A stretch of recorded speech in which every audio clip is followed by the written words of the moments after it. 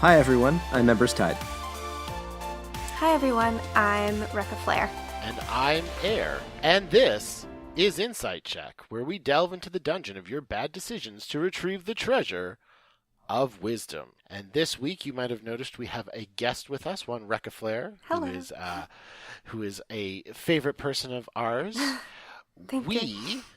After having a great amount of joy talking with Scarlet Moth last week about tieflings, thought, what can we do? Who can we speak to is also a aficionado of one of the many great races of 5e? And we thought of Rekka, who is a halfling devotee. Yes. Yes, absolutely. I met Rekka playing in a one-shot where her sorcerer, I believe it was a sorcerer halfling, right? Wild mage sorcerer, yes. Wild mage sorcerer was part of a Suicide Squad style group that had to sneak in, and in one of the combat encounters where they're facing the captain of the guard, he comes out from like a steamy tryst. They kind of hear him having fun in the other room with Lord, who's visiting the keep he is ostensibly supposed to be guarding. And he comes out kind of frazzled with his steel codpiece up, snaps it down, swings his sword into position, and joins the fray. And I knew that I always wanted to play D&D with Rekka forevermore when she asked the question, can I open the codpiece?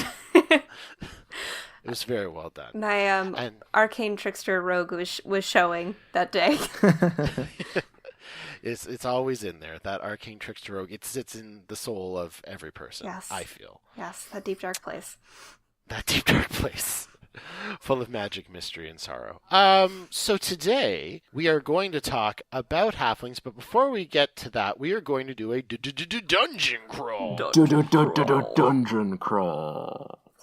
Because both Embers and Rekka were at PAX East this past weekend. Yeah, and I have to say, I don't want to be cavalier about it, and I'm going to knock on all the wood that surrounds me that I can find, but I have not... This is a family show, Ember. I have not been afflicted with the PAX pox yet. Neither have I. Well, I've got a sore throat a little bit.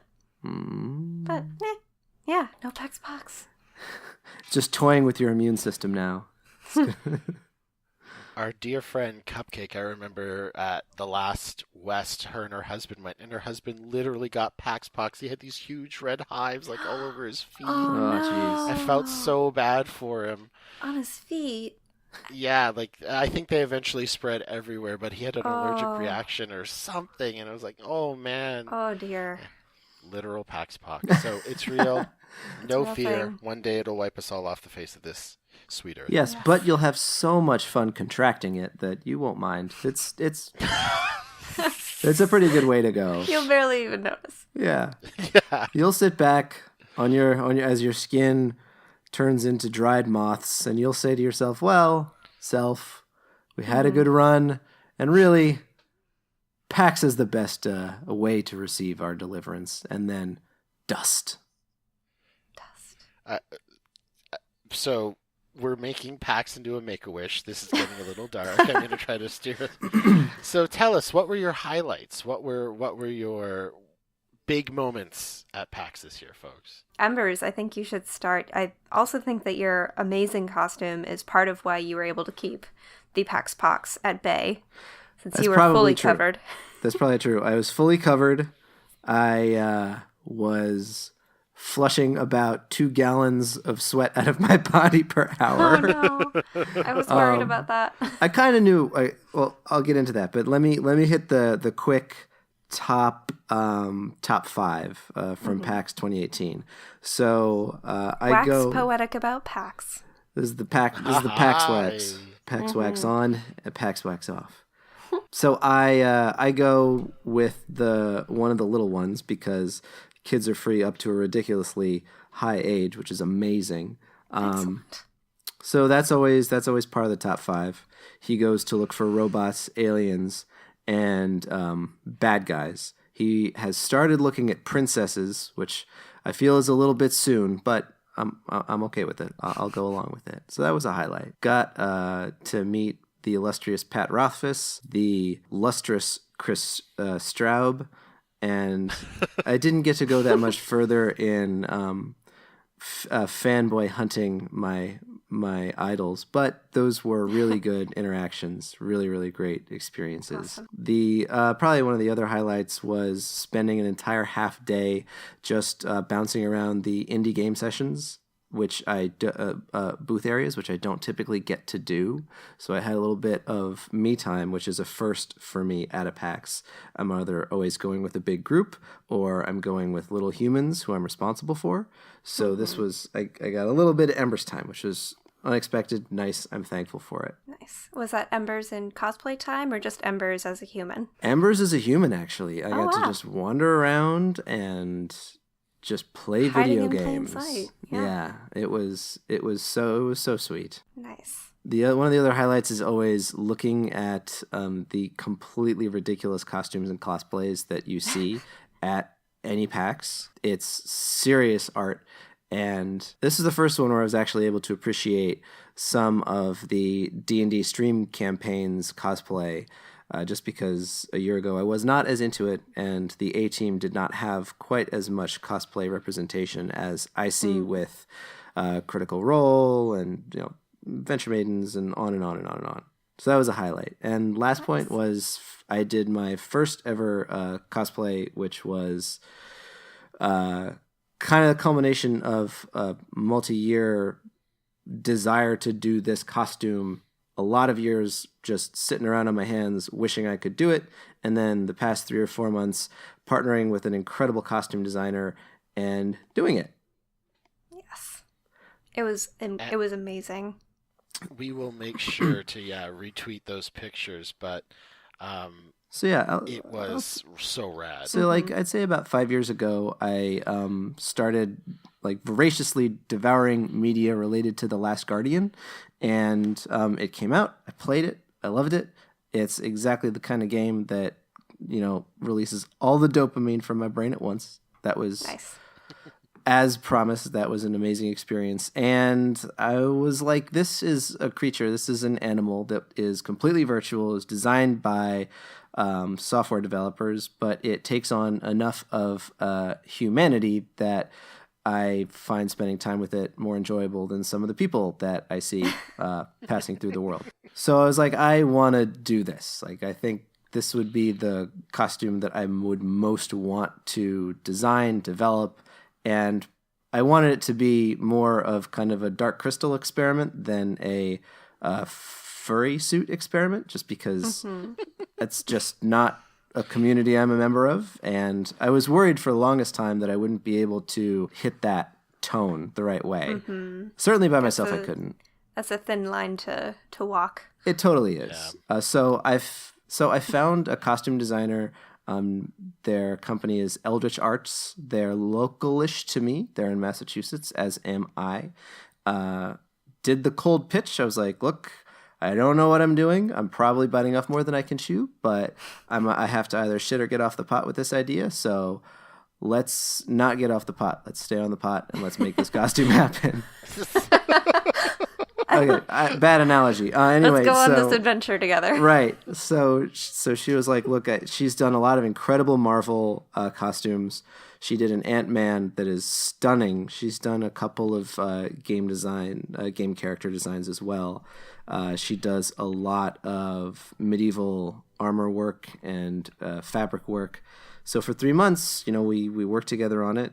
And by work, I mean she showed me what a professional costume designer looks like, acts like, and does.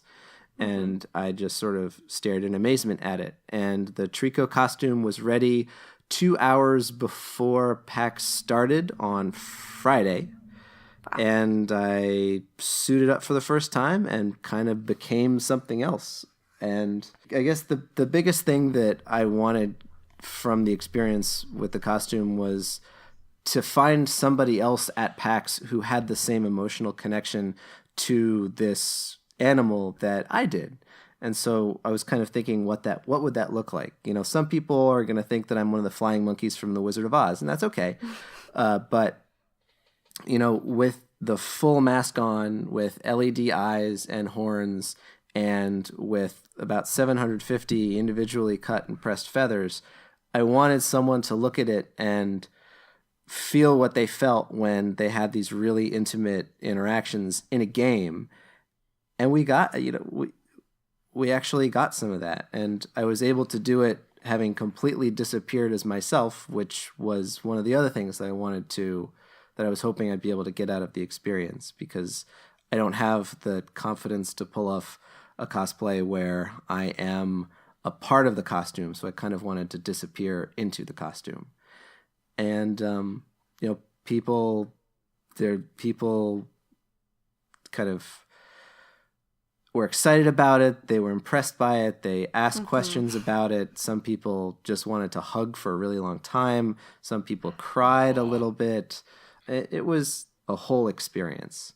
It wasn't just the part. It was the whole of the experience was in that costume. As someone who's currently playing through The Last Guardian, that just how evocative Trico is as a creature it's awe-inspiring. It is artful. Like, just the way it moves, the way it emotes. Like, I have spent a ludicrous, unnecessary amount of time petting this creature in game. It'll get itself into situations where it can't follow you, and it's like a lost puppy sticking its head through a hole that doesn't fit through, desperate to get to you. Yeah. And I go over and pet its snoot just because I can't stand to see it upset.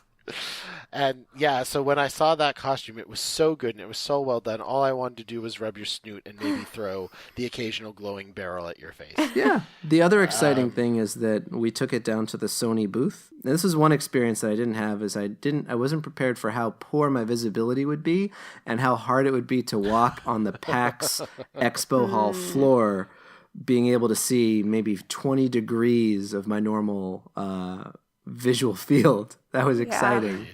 Fortunately, I'm roughly the same size as the average video game player, so I never side checked a football linebacker or something and wound up on the ground. And I was able to apologize profusely. But we took it to the Sony booth, and they were doing a Last Guardian VR experience in part of their booth. Wow. And so we spent the first 10 minutes of every day at PAX goofing on people who were playing VR and interacting with Trico with a VR headset on, and then just sneaking up really, really close, really, really quietly, and then waiting for them to finish and doing the boo treatment to them. Jump scare, but in a nice way. At the end, they were like, "We might want to fly you out to other events that we do." Oh my goodness. Wow, you've officially become the mascot. This is the dream. It kind of is. So we'll see where that goes. I would really the thing that resonates with me are the emotional connections with the individual people, which I don't think you get at a corporate event as much, although I wouldn't be surprised. But the other thing was being able to have the costume designer come with me as kind of my handler and protector was so rewarding, because I think a lot of times a costume designer who is working for a client, which is what we were doing really, doesn't get to see at the full experience that they go through, and doesn't always get to be highlighted as, this is the incredible artisan who did all this. I'm just a fleshy meat sack under all of this amazing stuff. It's like you're the engine making it work, and right. She had... All I have to do is not put on 50 pounds so that I can't fit in this costume anymore. Otherwise, my job is easy. Well, I'm sure that you brought you're familiar with the character, so you must have brought some of its actions or nuances to the character, but I know that you said that it's not actually humanoid, so you had that. Yeah, it's not like an Overwatch cosplay where you have your 20 or whatever one-liners that you memorize and you deliver really, really well. You There's kind a of snake have in to... my boot. Right. It's high noon. There it is. Right? Yes. You just have to convincingly approach people and sniff them and, that kind of stuff. In a Trico-y way, which is its own. I think that... But it wasn't a furry thing. No. No.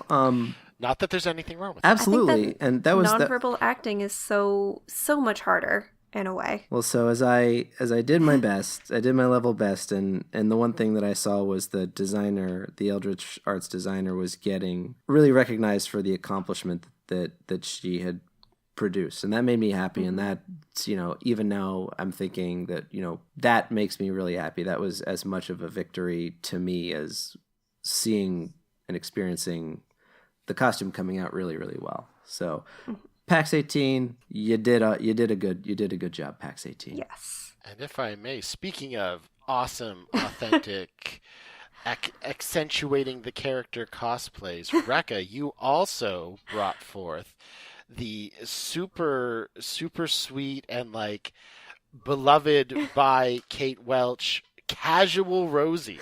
So please tell me all about. So it was actually a little bit of a combo of cozy Rosie and casual Rosie. Cozy Rosie is so much better. So cozy Rosie was the morning version with the same. So I had the floral jumpsuit, which I thought kind of combined her, existing uniform of a purple jumpsuit, and having flowers on it. And so there was that. And then I had the perfect shade lilac hoodie, which so characteristically said Cougars across the front. I don't actually know what team Cougars is, where they are, but there is a local thrift store that really brought me some winners this time, and that was one of them that I actually found in the men's section, and it was like, I cannot leave this store without this. So that was Cozy Rosie with a hoodie and my rosy pink coffee tumbler that actually had a bee with, it was like the silhouette of a bee with flowers on it, which is sort of what kicked off this whole idea of, oh, what if I do a modernized or young Rosie version of this character? Maybe what she was like on the weekend, or what she was like when she was younger, non-battle mode Rosie. Brunch mode Rosie. Yeah. And then actually underneath that hoodie, because originally we were trying to get in without going through the bag check, so I was trying to wear everything so I wouldn't have to take a bag, and I wound up taking a bag anyway. It was fine. Under the hoodie I had a lavender blazer and the large pearl necklace and earrings that she does, and a small a black clutch with a bee on it, and it actually has pearls as well, which I thought echoed the pearl earrings and jewelry and reminded me of the stars that she finds her way with. I have to say, the clutch was so yes. true to its name. Yes, the clutch was so yes. clutch. Oh. I honestly feel that the bag is what kind of cinched it. And I'm very glad that we decided to go through bag check in the end for the clutch. Oh, yeah. Oh, man. And the whole experience was really magical. Can you tell me a little bit about the experience? Did you interact with any members of the cast of the C Team? Yes. We actually started off our kind of interactions and introducing the character with the AC Inc. signing.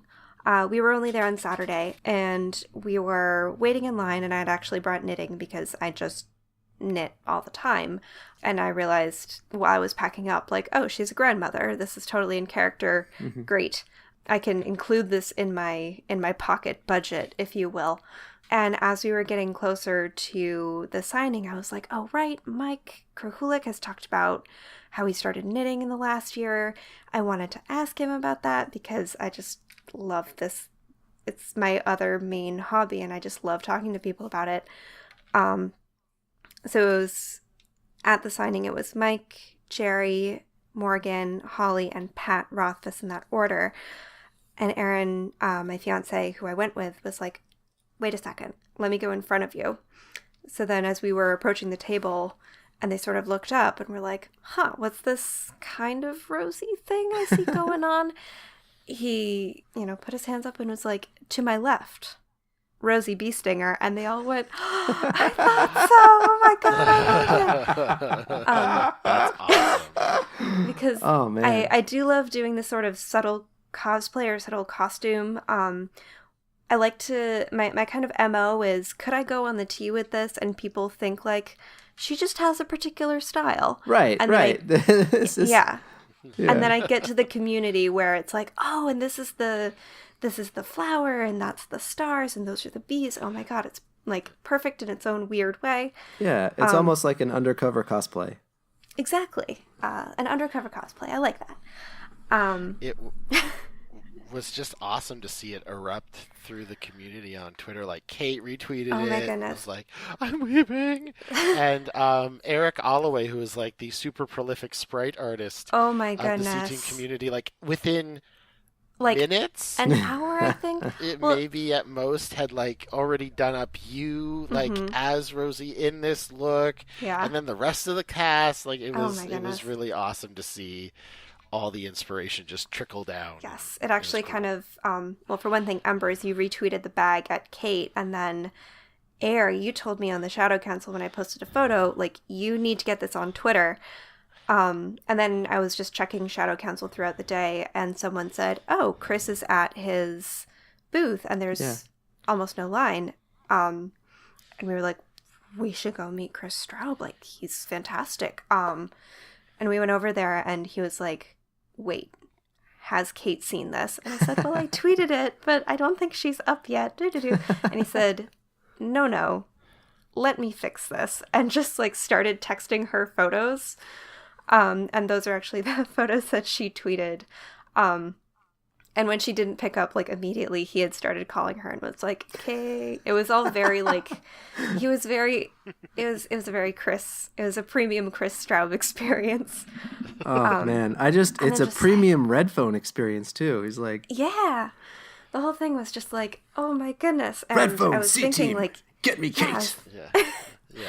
well, because Embers, you had your mask on, and like you were saying, you were there as the character and kind of hid, or you were like a being outside of yourself. Yeah. Thinking, I very much was trying to make myself disappear as part of the costume. 100%. Yes. And then I was thinking, well, I'm just putting my face out there. I don't even have a wig on. Let's do this. And then there was suddenly, she had seen the tweets and she had made her own, and Eric had done a pixel version of it. Like, my sister got a Twitter to retweet it, and I was like, Aww. oh my goodness. The whole thing.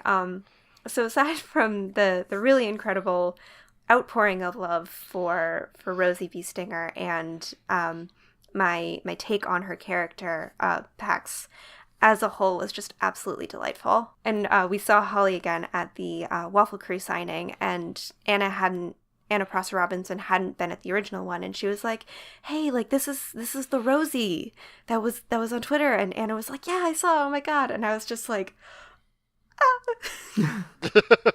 like, wait, you know me, but I know you. Oh my goodness. Right. Like, it's kind of like, you people will all still be completely amazing, and I'll love being a part of the stories that you tell, even if you don't make a big deal out of it. You guys, you don't have to make a big deal out of this. And then they do, because they care and they love and they get excited and they're happy about it. And it's a very virtuous cycle. I have to say the Shadow Council / Waffle Crew fan groups, communities, the players, everyone is just like loving and welcoming and really supportive of, any kind of art that comes forth of these creations. And it's just really wonderful.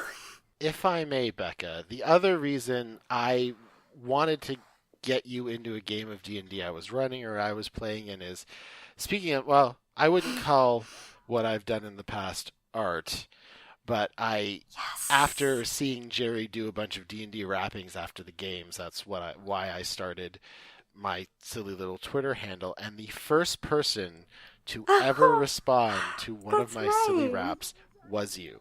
And I was like, someone's actually like listening. I mean, I love art in all of its Why? forms, and like anything that sort of takes an idea and then says, well, what if you do this? What if you try that? You don't like, oh, someone's painting it? That's awesome. What if someone makes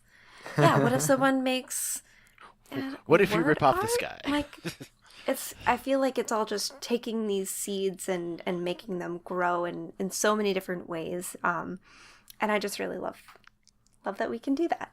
Absolutely. Speaking of rappenings, if you, dear listeners, want to stick around after the lights go down at the end of this podcast, Yes, Embers and I have I can prepared for you definitively say it something. is something you just stay can tuned. listen to, and it will take up time as you listen to it.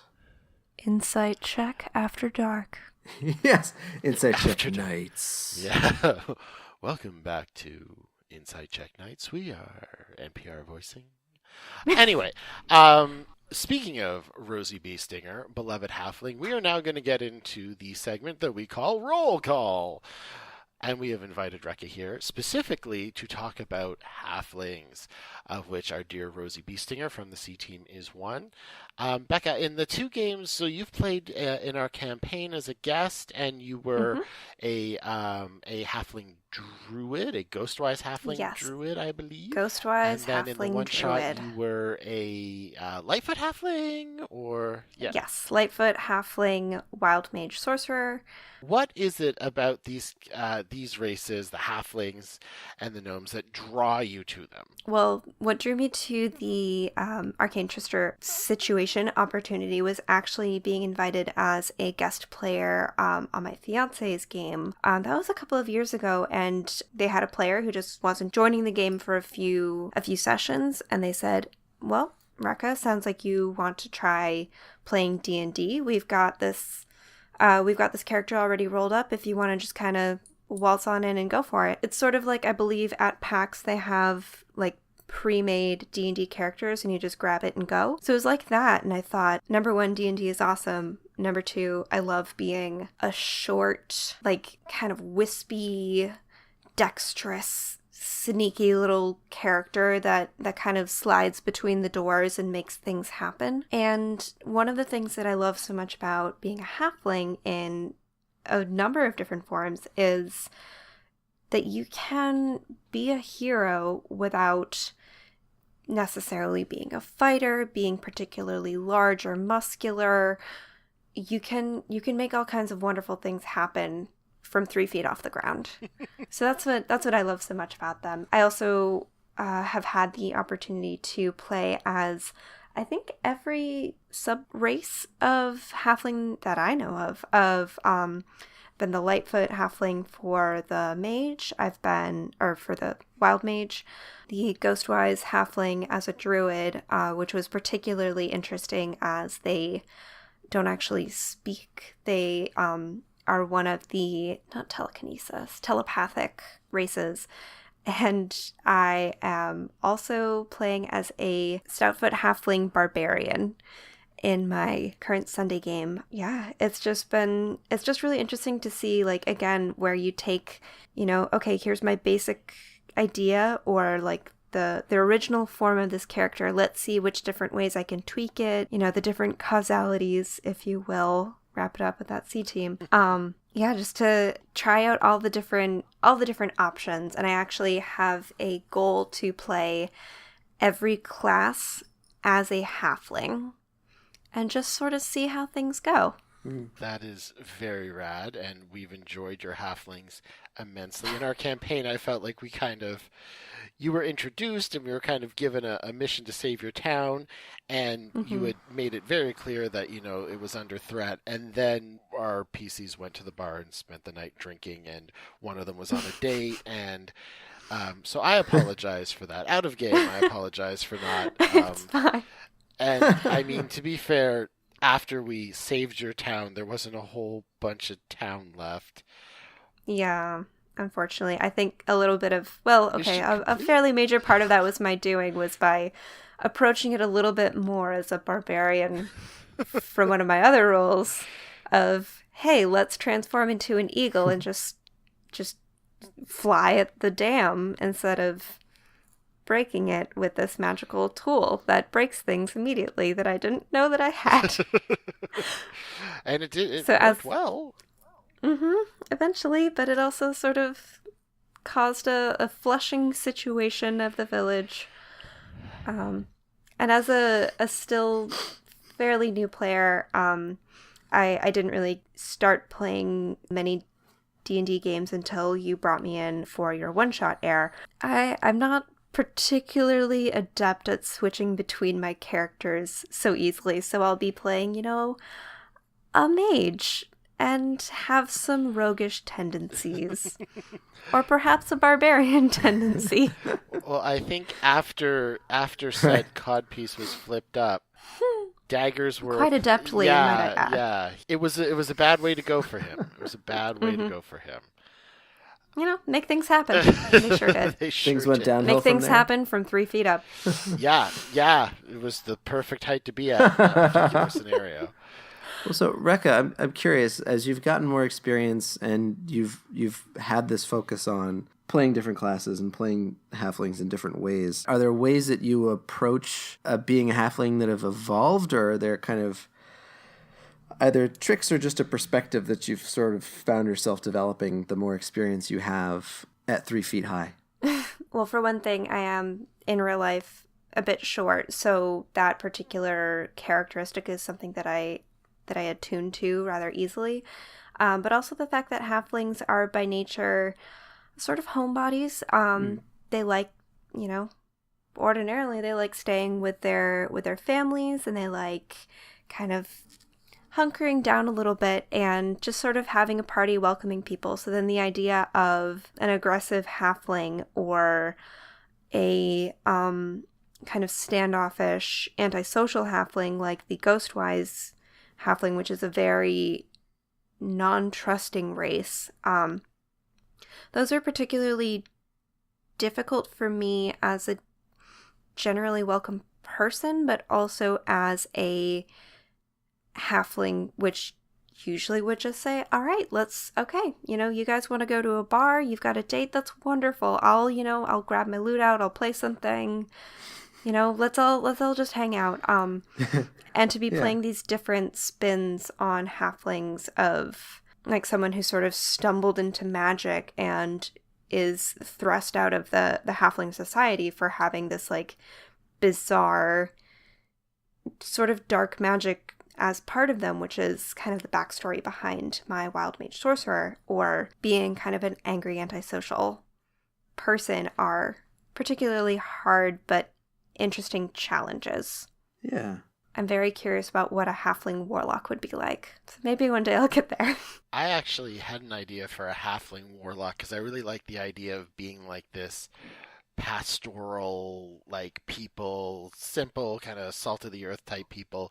So having one that falls into the sway of a cult and doesn't get that they're part of a cult until they're kind of the chosen of the cult and are being bestowed power. And, I thought it would be really fun to be the kind of character that's like, no, leave me alone, and points at the direction, and then Eldritch blasts someone. I was like, oh, exactly. shit! Like, that kind of... So I thought you were nice. Yeah. Basically. They lend themselves to, when you play them as type, they elicit that whole great hobbit, the burglar kind of character archetype. But to play them off type, there's so many fun ways to do it because they are of a sweet and simple people. So to have them, be under the sway of a dark god would be a lot of fun. Yeah, and definitely having them sort of well-meaningly stumble into this magical adventuring lifestyle is definitely something that makes a lot of sense for a halfling, because otherwise why would they really go adventuring? Why would they fling themselves into this, dragon slaying community when they're like, well, I've got tea at home. Yeah, I've got everything I need right here. I've got root vegetables. I have oolong. Yeah, I'm great. Yeah. Finding something that really sets off why they are going on this adventure, or removing themselves from what seems like a perfectly delightful existence. I actually learned, because I didn't know anything about Ghostwise halflings, and so when you spent the first time we met your PC in the campaign, and they kept like pointing at us and speaking telepathically, I was like, yeah. My character was kind of like, what, we're not good enough for your vocalizations? Like, he got haughty, as he tends to do. And then I realized that was like the go-to for the race. And I was like, oh. I started using message just to kind of spite your character because my guy's an ass. A little bit. We love him anyway. But yeah, it is really nice to see. So, of the three kind of variants, do you have a favorite thus far? Is it kind of whatever one suits the build, or whatever one suits the flavor of the character? Um, really, whichever one flavors the character best. The Ghost Wives was actually Jay's idea, to try out this, not exactly homebrew, but kind of an Easter egg version of the halfling that I didn't know about yet. And I also realized almost immediately after our first game that I had not really introduced my character or like described her particularly well. Of, what do you see? There are, scars across, her face, her throat, all these things. So the Ghostwise is actually sort of an ancient family curse where they aren't able to talk because of some wrongdoing that an ancestor had done. I would have to say that I'm really enjoying the Stoutfoot mode for my barbarian, partially because it's unconventional. And a lot of people, when I've brought it up, they say, like, a halfling barbarian? That doesn't make any sense. And I say, well, it's fine for a dwarf. Why not for a halfling? check your stout privilege, right? Like, yeah, right, yeah. right. Well, I think Lightfoots are great for hopping around and, swizzling up trees and dropping knives or acid onto enemies and such. But it's not the only way you can go. It's like anything can happen when you embrace the flavor and the RP of it. Mm-hmm. There really is no limitation, and I don't think there's no one way to look at min-maxing your effectiveness in combat or this or that, or optimizing your stats against saves or checks. There's this whole made up universe.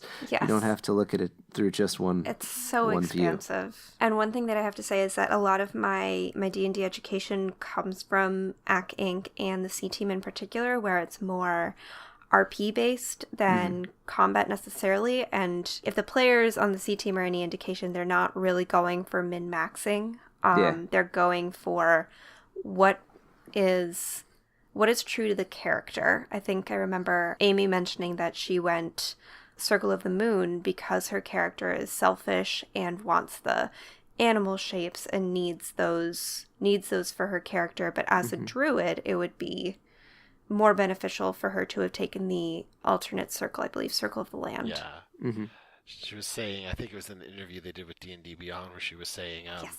If you're Circle of the Land, it gives you a lot more spell options, and you can really help your party. But my character, is on kind of a one-woman quest to, get vengeance. So she kind of went the more selfish route of just, I want all this power for myself. I want to be able to turn into a spider and bear. Yeah. Spiders.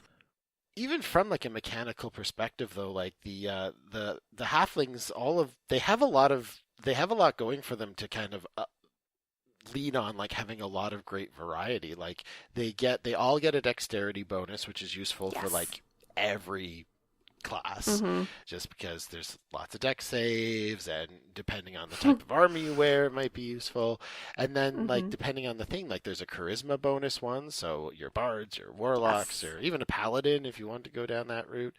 This the stouts get constitution, and the ghostwise get wisdom. So like there's a lot of variety. Like that covers off almost all of the classes in terms of like if you're heir and you're worried about having good stats, like there's a lot of variety in there, and they have a lot of really great features, which was the thing that I was going to bring me to, because there's some debate in the D&D community around one of the core things. I think one of the things people love about the halfling, I know Kate Welch, when she's playing Rosie, leverages it a lot, which is the lucky feature. Lucky. Lucky. I do love that. a whole lot. I don't think I've actually had to use it yet in a gameplay. Yeah, that's what I was trying to think back to when we've played. I was like, yeah, I don't think you've actually rolled a 1, which means maybe you are a halfling, because you are very lucky. The luck was in you all along. Yeah. The luck is inside. the luck was the rolls we made along the way. Although I did manage in my new Friday game with Jay, I play an Azamar, mostly because we rolled the stats before we picked what we would play, and I rolled a bit like garbage, and realized that halfling wouldn't necessarily be the best application, and thought, what if I try being an Azamar instead? And I rolled a 1, but because of my existing modifier, it became a 0. And that day, I really wished I had been a halfling. So, like, this could have been so much better.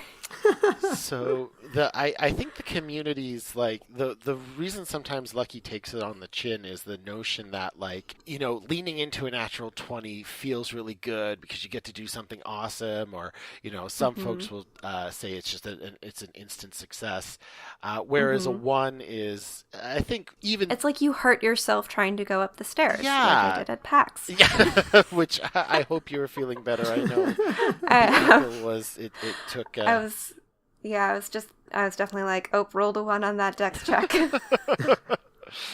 So I think what they were saying is, like, so much of the fun of D&D is leaning into the bad stats or leaning into the shitty rolls. And if you play a halfling, I mean, you have to be really unlucky to roll a 1 twice. So they were like, some of the, like, the best moments where, like, you pratfall or you die a heroic death trying to leap onto the dragon's back or something, kind of gets robbed of the halfling, because they really always, critically failing is not a thing they can do. They don't have to accept their failure. The thing about Lucky that I think is so interesting is that you can choose whether or not to take it. So you could roll a 1, and I'm not quite sure what instance you would really want to say, like, all right, take it, let's see how this goes. But you can just leave it as a 1 for the storytelling aspect of it, if you were so inclined. If you roll a 2, though, I think that's effectively a halfling's true 1.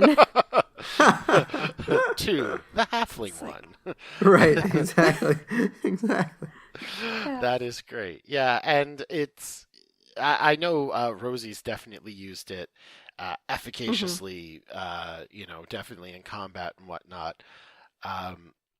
But yeah, you are right that it does give you the choice. So if it's a 1 and it would lead to some really hilarious, failure in, like, a social interaction or something, that's the kind of thing I would love to let slide, like.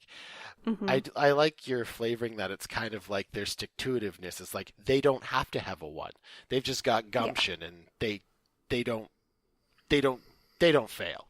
They get it done. Yeah, I can definitely understand. Yeah. I can definitely see why people would be upset or I guess feel a little jilted, cheated out of seeing someone fail. There's a little bit of schadenfreude there that you're missing out on. But I mean, ultimately, it's up to the player and the DM of, do you want to let this failure happen, or use the affinity of your race that lets you, I can try it again. And I feel like it may kind of pair up with the dexterity bonus a little bit.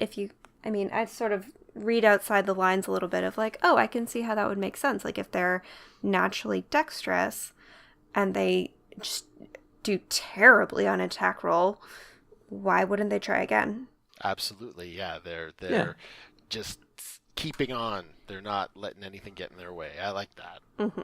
Yes. Yeah, it's like you're trying to hand somebody. It's like you're trying to hand somebody a muffin and you bobble it, but you manage to catch it before it hits the ground.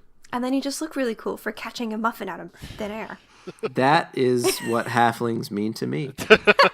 The other thing I really like about them is the halfling Yes, nimbleness, yeah. where you can move through the space of a creature that's one size larger than you. I remember in the first campaign I ran, I had one of my friends was playing a halfling rogue. All And so centaurs are they were sexy. fighting the sexiest of all beasts, a centaur. And he was like, I mean, it's tautological, really. It's axiomatic. Um, and this is a new thing for me because apparently this is the hill many people will die on. I was unaware, but sexy centaurs, there's a strong play to be made there. But he was looking at that, and the first time he used it, he's like, I want to Yes. slide Yes. underneath the centaur's legs and We run would my be friends. daggers on his underside as I slide underneath him. Like, oh, that's rad. So I gave him advantage. Yeah. He really leaned into Well, that. I think that was how I approached the captain of the guard in our one shot as well. Was, even though like the first thought for a sorcerer would be like stay away and just like firebolt. Instead I was like, I would like to slide underneath this man, slide between his legs. And you said there was something that could possibly be levered open. Let me look into this situation with my dagger, Family please. show, people. I want to hear more about this halfling barbarian because I think that's like the halfling or the gnome barbarian is always one of my favorite like against type plays because just something so small yet so ferocious coming at you. She's got double axes. She's got 2 axes and a trident. Double axe to the Wait. back. That was an inspiration. Yes. How big is the trident relative to the wielder of said trident? So I hadn't actually established that with our DM yet, and I don't see why it's not full size. I agree, but I also prefer to imagine it almost as the shape-shifting trident that is whatever size you need it to be. Yes. So you could be a halfling who needs full size. Maybe that helps you get across a particularly precarious climbing obstacle. Or if you just want to, triple stab, or you don't want to get off the sofa to change the channel. So I was thinking about the trident situation in my last game of like, so is there just like this big old pole sticking out of my armor? And I thought, so it's kind of like, I thought maybe it would be like a telescope where, Telescopic. yeah, like a telescopic trident where it's, ordinarily just the fork and a long enough staff to like fit a halfling size. So probably about 2 feet, but then I can, grab it and then sort of snap it, and then it extends to a full-length trident. That's so ninja. I love it. It starts off looking like it's almost like police baton meets Aquaman. Yeah. Yep. Yeah, definitely. I hadn't thought of it like that, but yeah. And I was also just sort of thinking about like, well, how would she hold that? Because definitely don't want the spikes like pointing up where she would like stab herself in the head every time she looks up, which would be frequently. So like kind of have it, strung across her back like a shield, and then she can just grab it. So the Halfling Barbarian was an idea that came about for another one-shot that actually turned into a 4-shot over a couple of weeks with another group with the Shadow Council. We were in Curse of Strahd, and I thought, well, gotta play a halfling. What have I not played yet? Barbarian could be pretty cool. Just the idea of kind of a Mighty Mouse situation. Yes, yeah. Definitely that sort of like diminutive blender sort of thing. Like one of those. Like a magic bullet. Right, it's a magic bullet. Yeah, it's a magic bullet. There we go. Right. Your halfling pulverizes foes so completely it releases extra nutrients and phytochemicals. Yeah. And it was sort of a combination of like, okay, what would be interesting for a one shot? Like what can I just like try on for a costume? Yeah. And, deal a lot of damage, do something very different from my other characters where it's not really playing like a dumb barbarian, which is definitely the kind of classic thing where she's a gladiator, actually. So there's a lot of performance involved. It was kind of an infusion of like Dinar and Rosie, I guess. Oh, God. Like dropped into Vampire Land. So she definitely had a couple of catchphrases. I did gotta flip that horse at one point. I flipped a cart. And we realized afterwards that we had not detached the horse. So it was gotta flip that horse. And just having this like performative strength, not high intelligence, but she kept rolling really high on investigation checks. So we had a sort of CSI Faerun thing going on. And I thought like, oh yeah, she's like a really fun thing definitely a fun character to try out for a little bit. And then the 1 to 4 shot ended and I just kind of missed her and thought, she and I have more work to do. I need to find more out about this character. Her name's Hala. Hala Tallfellow. Oh, yeah. And I just thought, Hala needs more time in the limelight. We got to figure out what's going on in there. Especially being a halfling. Kind, the stereotype is, kind family life, jovial. And for her to have this strange place between like welcoming and networking because she needs sponsors as a gladiator and just raging out as this tiny little thing, just going for the knees. Yeah. And she's wonderful. I love her. I also want to say, like, I never would have thought halfling barbarian, but looking it over now, like, there's a lot of, like, they have, like, maybe a shorter walk speed, so barbarian, I think, helps with that. I think it gives you a little bit more speed, and they're brave, so that you have advantage of it being frightened, so no one can kind of make you run away because you want to stay in melee. So there's definitely some good advantages to going that way, on top of just the awesome part of being... this like 3-foot tall ball of like violence and fury. And then the rage turns off and it's like, all right, well, has everyone having a good time? Like, yeah, I'm sorry. I'm working on that. That was not a proper expression of my feelings. Yeah. And being able to kind of weave in and out between larger characters, beings, like going up against a flesh golem, and she's like, I'm going to slide between their legs and just slash at the ankle. Totally. Because that's what I can reach. Sweep the leg, Johnny. Yeah. Rek, I don't know if you have any other burning halfling issues you wish to discuss. Just any halfling soapboxes to stand on? Small ones? Small halfling soapboxes. Don't look us over because we're short. I just think it's a wonderful opportunity to see how many different things you could try in this amazing game that is Dungeons and Dragons. I'm a recent convert, and boy, did I convert. I love it so much. Join me in this beautiful world where everything is a little bit bigger, but where the imagination has no limits. So, well, thank you very much, Rekka, for joining us this week and talking all things halfling with us. Thank you so much for having me. No problem. It's been a joy to play with you. It's been a joy to podcast with you. We also would like to thank, of course, Vinswept for our theme music, Never Stand Alone, and the stellar Amy T. Falcone for our social branding and our adorable faces. Without you, we would not have faces. If you would be so kind, dear listener, to give us a rating on ye old iTunes, it can be anywhere between 1 and 5 stars. But really, you don't want to do anything less than 5 stars. It's like not tipping. So just, or whatever. You don't get a lucky reroll on that one. Sorry, friends. Right. Just go for the 5. Yes. And yes, so if you would do that, it would help us immensely. We thank you again for listening to us prattle on about this lovely game we call D&D. Answering your cues from our collective A's. This was... Insight. Check. So remember that one time we asked people on Twitter if we were going to make a rap a la the C-Team raps.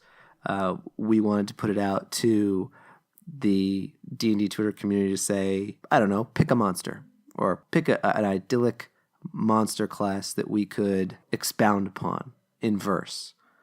Remember that? I do. I have a vague recollection. Probably easily one of the 5 worst decisions in my life. But we did. Doesn't even crack the top 10 for me, but go on. So for those who contributed, thank you. It turns out the winner was up against stiff competition. Whenever you're going up against Illithids, there's a lot of mind games going on. Tasty mind games.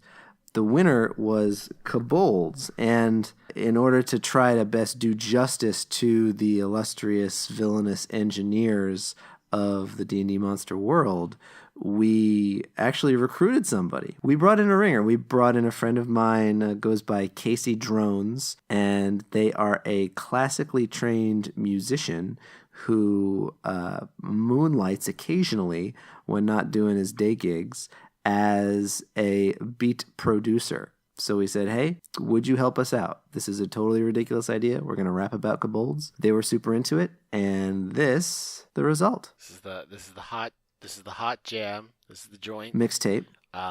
Mixtape. Wow. The end. I hope you enjoyed Featuring it. record. Yes. Please enjoy it.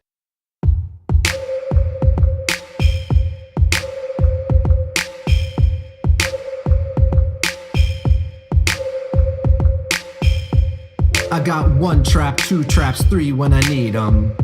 I got an Erd and a great worm here in my cave, but I never really see them.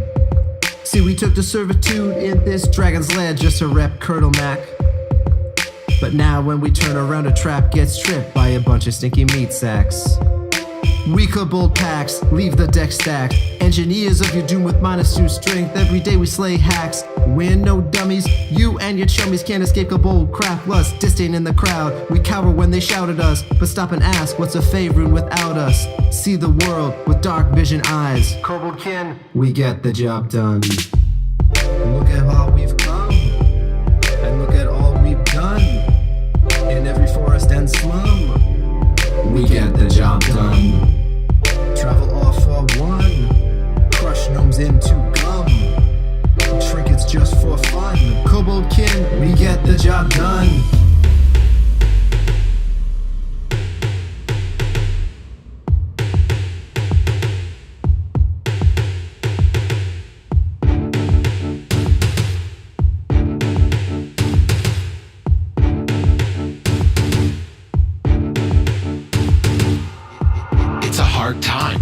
Dim sort, underling a thin line. Cause you ain't some orc. Kobolds fit the belly of the boss with their efforts. Felled hordes killed by the fighter with a big sword. Oh yes I know, you see we're desperate. It's why we're so enabling. Harm you if the boss says so. You lost in quiet caves, got the drop on your munchkins. Same one's bustling through every level of the dungeon. Want a pile of our loot, then you best be getting bludgeoned. We open 4 rooms that know how to work a truncheon. When it hurt ya, it hurt ya. I guess that is the job though. Heroes we made a kick, but we just underpaid kobolds. Always a bloody trail where we're living in the shadows. We're sick if it goes tired. Headed where we're burrowed, that's a matter of time before these depths are plumbed. But kobold kin, we get the job done.